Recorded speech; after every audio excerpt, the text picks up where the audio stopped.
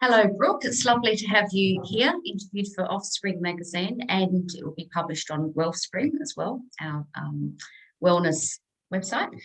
Brooke McAlary is a Sydney-based author who wrote the best-selling book Slow in 2017 and has recently just published Care, which is all about getting the radical art of taking time.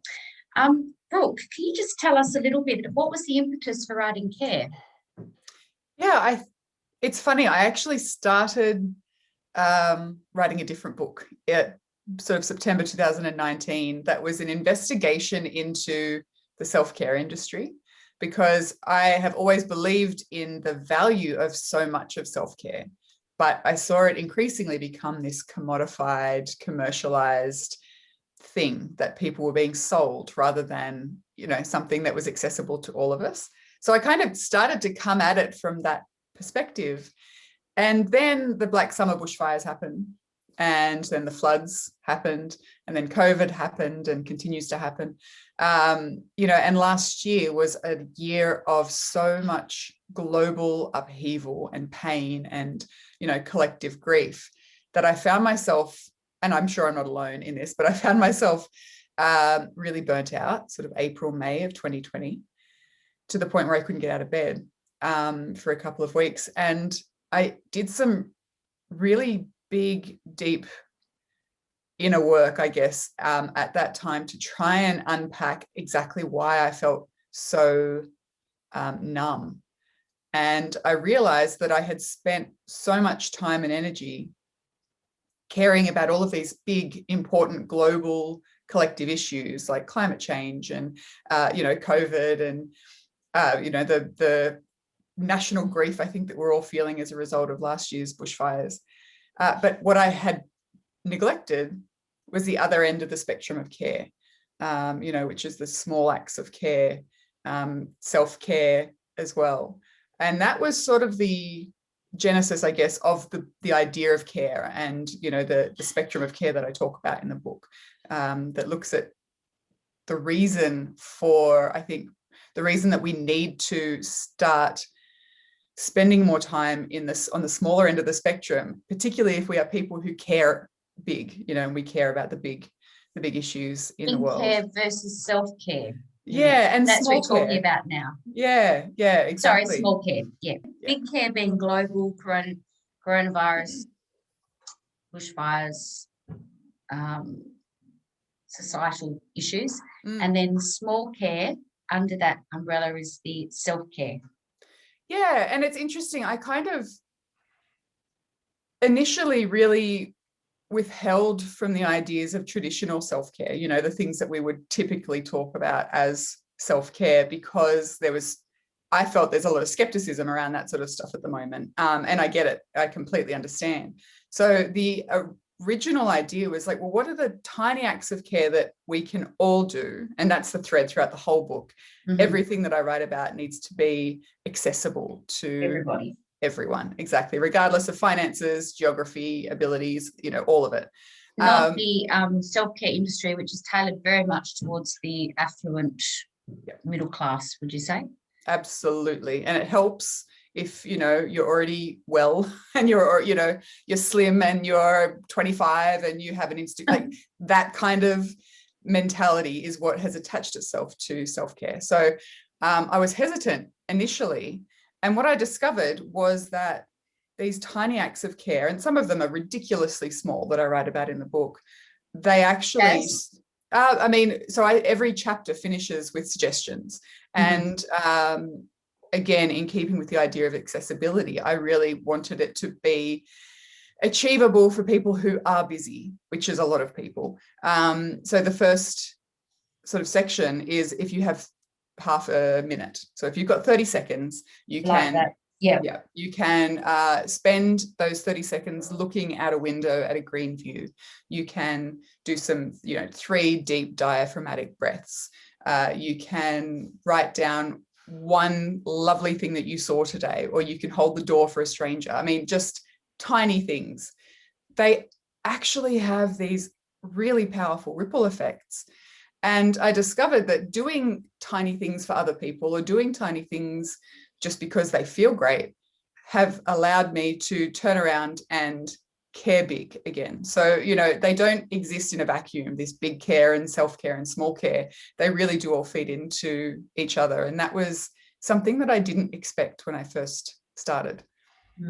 And as that small care being similar to the big care as far as for others and about others, whereas the self-care, which you mentioned somewhere, it can be a little bit of the obsessive and self-indulgent, some of it, which can put us off. I mean, not to feel guilty about caring, looking out after ourselves and, being the best we can, but a lot of it is really positioned around that, isn't it? Buy these expensive products, spend all this time indulging in yourself, bugger everybody else around you. Yeah. Because you matter. Well, exactly. And there's something really toxic about the way that is twisted up in marketing, because you do matter. Of course you matter. And looking after yourself is not selfish. But if the reason you're doing those things is because it's being marketed to your pain point, then I think that's a problem, because it's just convincing you that you are somehow broken, you are somehow not quite good enough as you are. And sure, you could go and do the inner work of, self-reflection and getting to know your inner world, or you can buy a face mask and, buy into that kind of more superficial mentality. I've got nothing against face masks, by the way, but I just don't think that. Yeah. I just think that if you are buying into certain elements of self-care because you think there's something wrong with you, you become vulnerable to that kind of continued marketing message. Mention here, you can achieve wellness starting by being affluent and already well. Yeah, exactly. I like it. You write beautifully, Brooke. You've got a beautiful, beautiful voice. Thank you. And you talk about connection, and you say when we connect, we are caring. And when we connect, are kind, find awe in the world, spend time in nature, rediscover, play, create, heal, and even do nothing at all, we are caring. So, yeah, would you like to talk about connection and the importance of that? Because we all felt that during COVID, and even now, especially around certain parts of the country. Yeah. Burnians. Yeah. No, it's really the initial feedback on the book has been really interesting, because one of the things that a lot of people are kind of grabbing onto immediately is the idea of connection, and particularly where I write about loneliness. And it's such a strange place to find yourself in this really digitally connected, hyper connected world that we live in, to find yourself feeling lonely, because we look around and we think, I've got 500 friends on Facebook, or I'm texting with people, or I've, Instagram messaged mates from overseas. I've been pinged 5,000 times a day. Exactly. It must matter. Yeah, that's right. And that doesn't stop us from feeling lonely. There was research done by the University in Melbourne, whose name is escaping me right this very second, but it was done pre-COVID. And they're continuing the research now, during COVID and post-COVID, to see how many Australians experience loneliness. And it was pre-COVID, 25% or more than 25% of Australians feel lonely at least half of the time, in terms of, half of their week. And it's half of us who feel lonely at least one day a week. And to me, I find that really heartbreaking, but I also find it strangely unifying, because I've been that person. I've gone through periods of deep personal loneliness, and I benefit from a great relationship with my partner and with my kids. So, I think that the idea of connection is one that we really sort of are drawn to. It's quite magnetic for us, because it speaks to that loneliness and that shame almost. I felt ashamed for feeling lonely when I had so many friends that I could contact digitally. But what I've realized is that digital connection is important, absolutely, no more so than during lockdown, when that was maybe the only time we can see people. But it activates a different part of the brain. So it releases dopamine, you know, those notifications that you were talking about, those pings, they feel good in the short term because they release dopamine, and that then builds this habit of connecting and checking and scrolling and swiping that we all have. Habit or addiction. Exactly.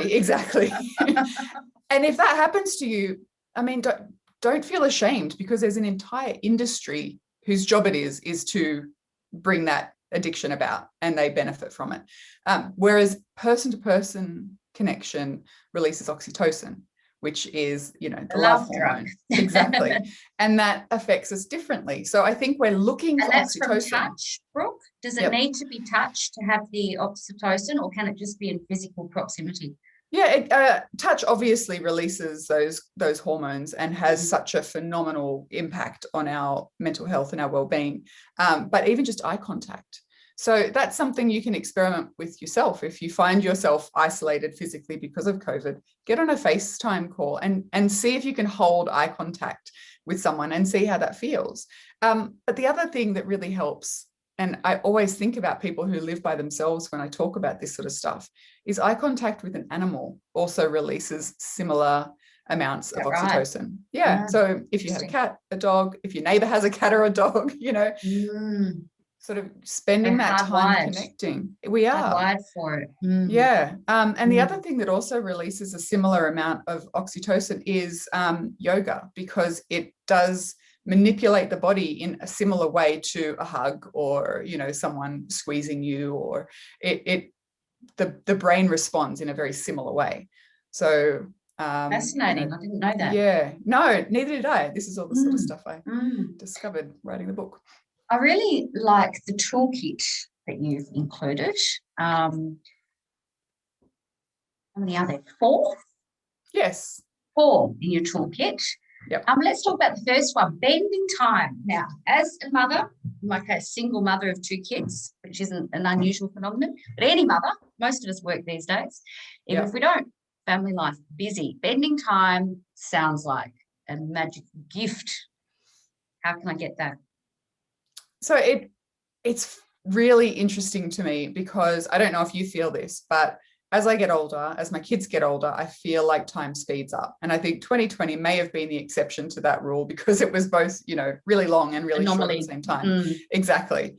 But that made me curious about why there were times in my life where time seemed to feel like more, you know, and then there's times in my life where in particular. Yeah, it's exactly. slow, isn't it? Yeah. It really does. But I read I as part of the book, I started reading about this, because, you know, I thought there must be something that we could do to harness that sense of time bending and time stretching. And it turns out that there is a huge amount of research that shows that our perception of time, which is all time really is, changes as we grow older. So when we're a child, everything, or when we have children, like brand new babies, everything is new, you know, and so our brains, even as a parent, yes, it exactly, slows down when we have our, imagine, first child more so than subsequent ones. Definitely. Well, that was the case for me. So our brains know that all of this stuff is new, and it starts to create these memories because we're learning from them, because we need to be able to refer back to them. And as a result, time feels like it goes on for longer. But as we do the same thing over and over and over again, and we've learned all this stuff and everything becomes more routine, our brains get lazy, and they decide that actually we don't need to hold on to this same walk, this same meal that we're cooking, this same routine, and they forget. And our brains just don't put down those memories. So we look back and time feels shorter. Autopilot driving to work or to the shop, when you to the school run. Yep. You don't even really, you're not even hardly, you feel like you're not conscious of it. Obviously you are in the crash, but you have no recollection of it. That time is almost wasted time. Well, exactly. You're not really present.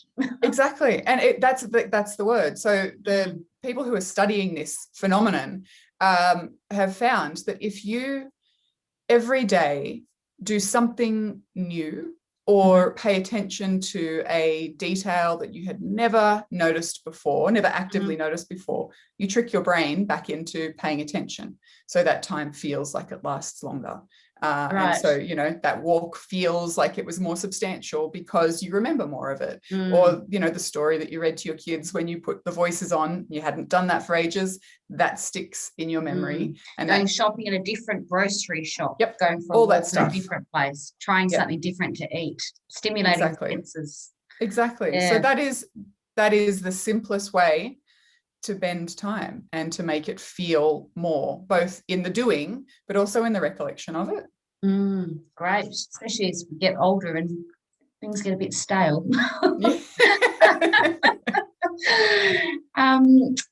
Tool number 2, the not knowing.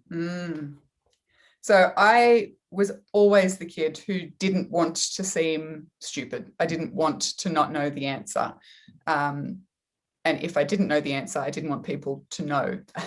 And that trait stuck with me as an adult until I started podcasting, really, and realized that there is so much more to gain in not knowing, you know, in curiosity, in experimentation, in asking what if or why or how. And that's essentially what the second tool is, embracing that very... Yeah, exactly. And that it feels quite vulnerable. Certainly to me, it feels vulnerable. Scary. Yeah, to admit that we don't know something. And don't know what's coming next. We want to know the likely outcome, don't we? We want everything to be predictable and safe. Yeah. If 2020 taught me anything, it's that we really didn't know anything anyway.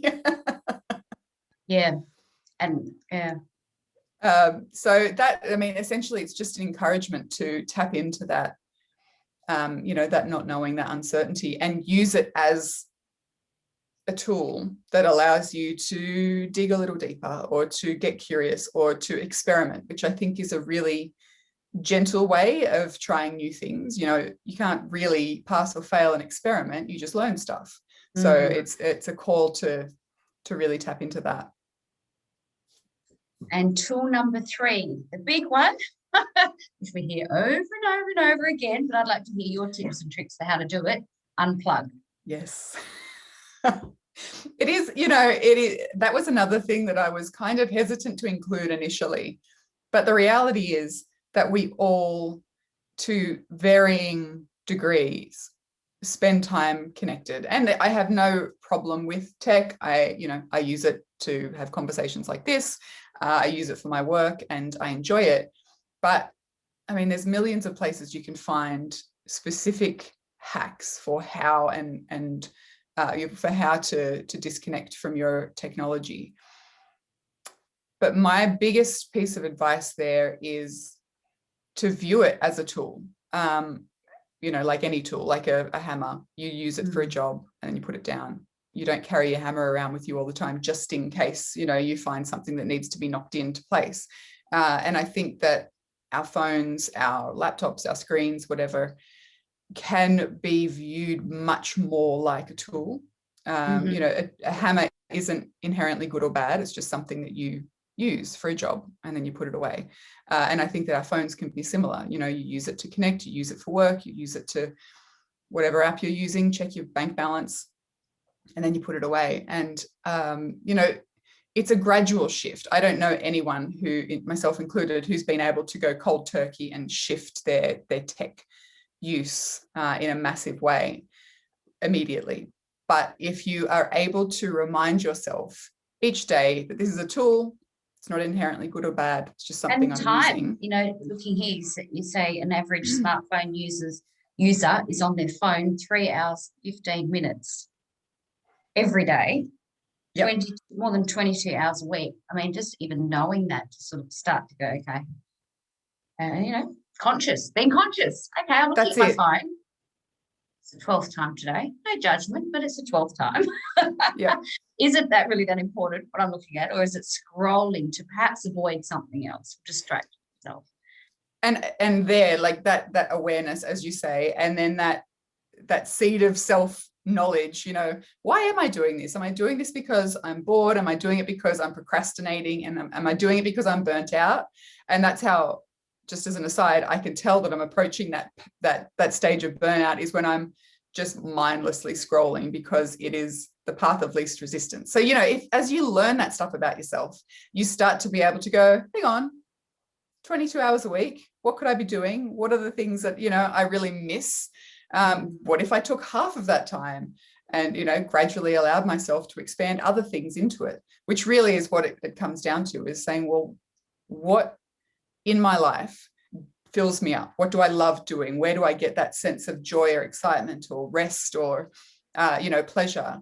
And keep those things in mind when you do find yourself on your phone. Think, you know, could I be, or do I want to be doing something else? Condemning it, but well, this is an opportunity to do something that I might get more out of ultimately. Exactly. Yeah. And it was interesting. I hadn't come across this research, or not so much research, but the information you had here about Bill Gates' 3 kids weren't allowed smartphones until they were 14. Mm-hmm. Silicon Valley tech execs, many of them, I had heard a bit of this, and I'm going to share this because it's interesting, and I hadn't heard the whole lot. A lot of them send their kids to exclusive private schools where the use of technology is limited, of tablets, computers, screens, if not banned entirely, due to the negative effect on learning outcomes. And then Steve Jobs refused to let his kids have iPhones when they were young. All of this info, I'd like this to be shared a little bit more, because I mean, they're in the know more than the layperson who just goes and buys one because we think what he needs one. You know, of the potential damage that it's doing to not only us, but our children as their brains are wiring and the habits they're forming, and, you know, what's happening to their imagination, their use of time and things like that. So, yeah, that's something that I always try and remind myself of if ever, you know, I'm wavering or I find myself slipping back into, you know, former habits with tech, or, you know, if there's the opportunity to go for a walk and then there's the opportunity to sit and do something that's tech, you know, related, I use that piece of information as motivation, because it frustrates me. You know, we are all told that in order to not fall behind, in order for our children to be tech literate, in order for them to be employable, they need to have access to all of this technology from a young age. And I'm not anti-tech, it's fine, but there is so much else to be gained that is not connected to a screen. And that's really what I inadvertently discovered when I was writing the book as well, was that there's just so many benefits to spending time in nature, to exploring things that make you feel awe-inspired, you know, to playing, to movement, to, you know, being barefoot in nature. Like, these things, none of them are attached to a screen. So we need to make sure. Creative outlets too, you know, whether it's music or art or building or making with using your hands, not your eyes and mind. That's it. And that impacts your brain and your brain's development in totally different ways than if you were working on a computer. Even if you're creating on a computer or on an iPad, it's different. You know, writing with a pen and paper is vastly different as a brain exercise than typing onto a screen. So it's more so that I think as parents particularly, we would like to be able to model for our kids like responsible, reasonable use of tech, fine, but here's all this other amazing stuff, and here's all the benefits of it that exists outside the screen. Really important, and an ongoing battle in my household. Mine too. That's for sure. Yeah, mine too. I was having a conversation on the train a little while ago with my daughter, and we're discussing the meaning of hypocrisy. And I was explaining it, what it meant, you know, if you do something, blah, blah, blah, the meaning of it anyway, in my lay terms. And she said, oh, you mean how, like, you tell me to get off the iPad and you're on your phone constantly? Yes, that's the meaning. How old is she? At the time, she was only about 8 or 9. Yeah, that's awesome. Yeah, no. I mean, uncomfortable as a parent. It was, but she got it. You know, the message was received loud and clear both ends. Yeah, exactly. And tool number 4, your inner rebel. And I wrote, I love this. Anything that appeals to that, bring it on. Yeah. Tell us about that book. I think that we on the whole, I mean, changing the way we live, right? Whether it's slowing down, whether it's becoming a minimalist or living in a, off-grid cabin or whatever it might be, it's countercultural. And that means that we have to some extent, swim against the tide. And that's tough to do when you feel like you are the only person doing it, or you feel like you're the odd one out in your group of friends. Your family gives you grief for it, whatever it might be. It's so difficult to do when it's just it's relying on you and your willpower. And I get it. I completely get it. What I want to encourage people to do, and what I encourage myself to do, is to tap into that part of you, and I think everyone has one, that revels in being a rebel, that loves going against the tide, that loves being the person to go, okay, well, you guys go this way, I'm going to head this direction, and I'll catch you later. So getting to know that person, and in the book I suggest really picturing them. What do they look like? Where do they live? What do they do with their time? What makes them happy? What brings them excitement? How do they share in their community? All that kind of stuff, and build a portrait of what this person, this inner rebel of yours, looks like. And then when you're having these conversations, or you're finding yourselves challenged, ask them what they do, because ultimately I think that there is a real joy and lightness in that inner rebel. And I will often kind of look to mine. Actually. Exactly. Which we all really aspire to deep down, I think. We do. Yeah, we really do. And this is a person who's living unencumbered by, societal expectations. And that's the way they are. I think that to be able to have a conversation in your head with them is really validating. It's exciting. It's unifying, even if it's just you talking to yourself. It gives you courage, I guess, to try stuff. So I love my inner rebel. And Brooke, which brings me to what I'm really curious about. How did you come across this lifestyle, I suppose, or an ideology, the whole lot, the way that you live now, your values now? I believe that you weren't always, this is prior to Slow. You're a mother and married, and you weren't always into this way of thinking, were you? Can you tell us a little bit about your journey, where you were, why you're here now, and how the picture looked before? So I always say that I write about slow because I need slow. It's not something that comes naturally to me at all. Really? My default is hectic. It's saying yes to too many things. It's filling my plate. Excuse me. Sorry.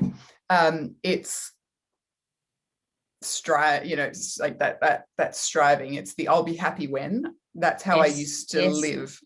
I'll be happy when I earn this much. I'll be happy when we move house. I'll be happy when my kids sleep through the night. That was my default mentality. And back before we had kids, I had my own business. I ran a jewelry label, and I worked full time. My husband worked really long hours. Life was very full. And then we had a baby and we moved. And I decided that I'd want to keep all of those other things as well as staying at home full time. I don't know where all these full time spaces were coming from, but and I found myself, looking back, I can now see that my mental health started to take a real dive. But it wasn't until we had our second baby that I was diagnosed with severe post-natal depression. How long ago was that, Brooke? And how old was your first child at that stage? That was 10 years ago. Right. And she was about 18 months old. So there was only 18 months between your two children. Yeah. Yes, it was all very hectic. And the first thing that I realized after I'd told my husband that I really, really, really wasn't doing well was how lucky I was that I could have that conversation with him, and that within a day or two I could go and see my GP and started to get the help I needed. But that B, something was really amiss with the way that I had had viewed success. I'll be successful if I'm the person who can keep it all together. And, the person that someone says, oh, how do you do it all? Like, that was success for me for some reason. And I started to see a psychiatrist, and I saw her every week for months. And it was about 3 months into seeing her that I found myself doing the same thing I did every session, which was complaining about how busy I was, how tired I was, how I found it really difficult to enjoy parenthood, to enjoy anything in life, because there was just so much to do. And she asked me, well, have you ever considered doing less? And I said, no. Is that an option? And I was kind of pretty offended, because it went counter to, my idea of success. But I went home somehow inadequate, or exactly. not up to the challenge of being a working mother, perhaps. Exactly. But I went home and I Googled, how do I simplify my life? Because it just seemed so absurd to me, the idea. But I discovered, as a result, all of these websites, blogs, books that looked at the subculture of simplicity and slow living and minimalism. And that was the first time I'd ever really heard about any of that stuff. And it was the first time that I saw very clearly that there was a big group of people who had different ideas of success. And not only did they say that, their lives were simpler or slower or, more frugal or whatever, as a result of those changes, but that they were happier in themselves and more satisfied and content. And that was really where I landed on the idea. So I just started experimenting in my own life and started to declutter, and was absolutely astounded to find the impact that it had on my mental health, on my relationships, on the way I felt as a parent. Had an impact. Yeah, because I mean, so? It cleared space. So I realized later that I had no buffer in my life. I was maxed out emotionally, financially, energetically, everything. There was nowhere for me to expand. So as a result, I was a really reactive person. If something minor went wrong, I would overreact. It was like the sky was falling, and I would cry and I would rage. And by decluttering, and it's not this linear, right? But this is what happened. By decluttering, I was able to create sort of, 15, 20% buffer in my life over time, because not only did I not have as much stuff to worry about, so, that side of it didn't feel so pressing, but it also bled into the things that I said yes to, the things that I said no to, the way that I structured my mornings, for example, with my kids. It allowed me to just have that buffer, so that if the inevitable stuff goes wrong, or if you get a phone call, or if someone spills something, you've got space to expand into it, and then you move on. And that was very unexpected. Rather than flying by the seat of your pants under exactly. pressure. Yeah, exactly. So yeah, that surprised the hell out of me, actually, that clearing out my junk drawer and the medicine cabinet and that sort of stuff had such an impact. Great. So that was 10 years ago, and then you wrote the book 6 years after that. So what other practical changes did you make then, when you had the realization that you wanted a simpler life? So the first thing I decluttered really was my business. And that was a real ego. What was that in? That was in jewelry, was it? Yeah, I ran a jewelry label. Did you make jewelry yourself? I did. So I was at that point in the trajectory of the business where I'd done all the business mentoring, I'd invested, I'd, done a huge amount of work, and it was either going to be something that I stepped away from completely, or that I needed to pursue in a really kind of aggressive way. And I'm so grateful that all of this kind of came to a head before I made that decision, because it, in the end, felt quite easy is not the right word. Simple, just to walk away from it when I did, because it was so clear to me that that was not in alignment with my values. But the other thing that I did at the time was I wrote my eulogy. Yeah, sounds grim. What a funny thing to do for an early 30 something. Seriously, yeah, I was 32. Who's well, otherwise physically well anyway. Exactly. No, it was, and I think it was partly in response to me knowing that I wanted, there was part of me that was being pulled to write again. So I picked up this little book. It's actually here. This little book, 642 Tiny Things to Write About. Wow. As like a Kickstarter, you know, maybe this will get me back into a daily writing habit. And I randomly opened up the book, and the first writing prompt that I opened it up to was write your eulogy in 3 sentences. Ooh, challenge. Yeah, it's not what I expected. But through that process, I really was able to crystallize that disconnect in my life. So I could tell you what my values and my priorities were in life, you know, my family, my community, having some kind of positive impact on the world. And then I'd look at how I was spending my time and my energy, and none of that featured. You know, I was living my life completely disconnected from those values. And that gave me a touchstone, I guess. And every decision that I made, letting go of the business, you know, what to do with my own work, where to live, how to live, what to buy, all that stuff, I was able to kind of touch on that eulogy, which I refer to as my why.